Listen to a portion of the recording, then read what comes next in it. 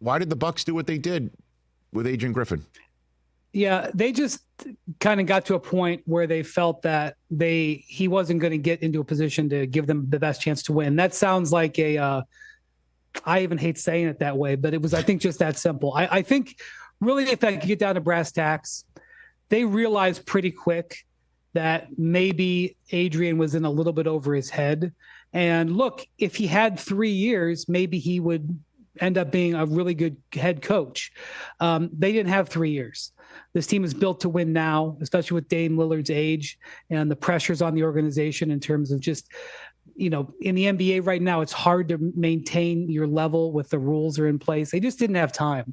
And it was really apparent to, anybody in the league who was paying attention that team was floundering a little bit. I know their record is very good, but nobody looked at them and said that is a serious contender for a title, because you can't be a serious contender the way that they were playing. And so I think they were hoping that he would get into the season and he would sort of grow into the job. And instead, the opposite was happening.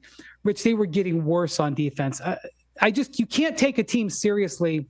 I know we're in the modern era where everybody scores 130 points and, you're not supposed to worry about your defensive numbers, but you're an unserious contender if you're a bottom 10 defensive team. Just history says it. You can't fight that. And they've been a bottom 3 defensive team over the last 3 or so weeks. It was getting worse and not better. And so the move that this reminds me of is, it's 8 years ago now, when the Cavs fired David Blatt.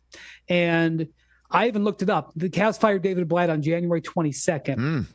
Griffin was let go January 23rd. Wow. The Cavs were 30-11. The Bucks are 30-13.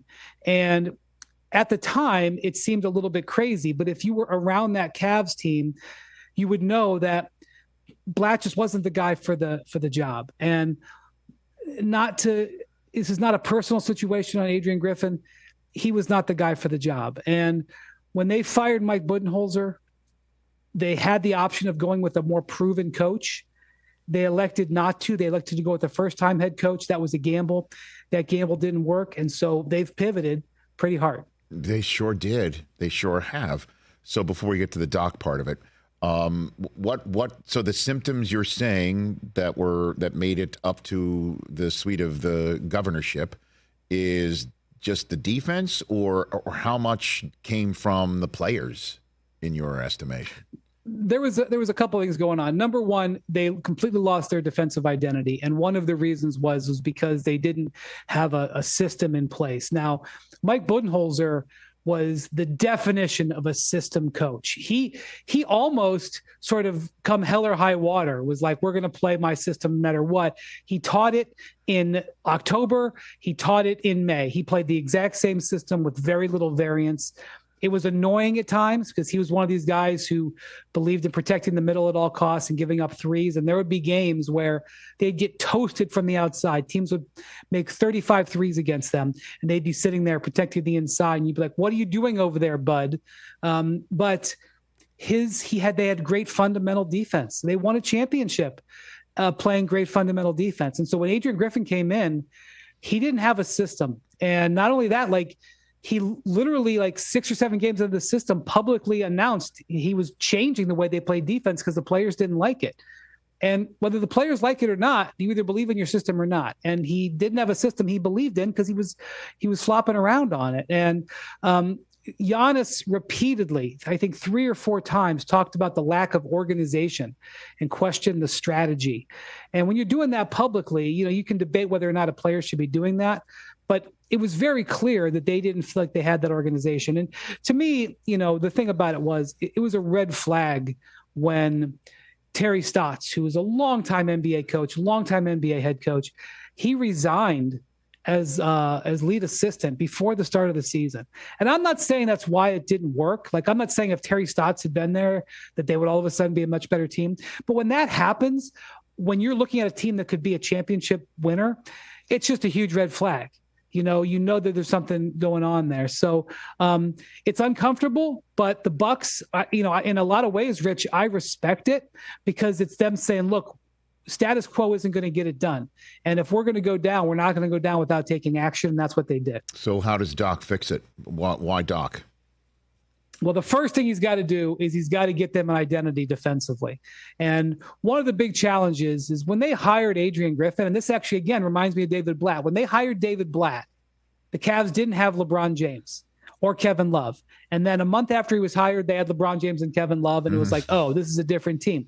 But when they hired Adrian Griffin, they still had a lot of really good defensive pieces and parts, and they had a good defensive concept.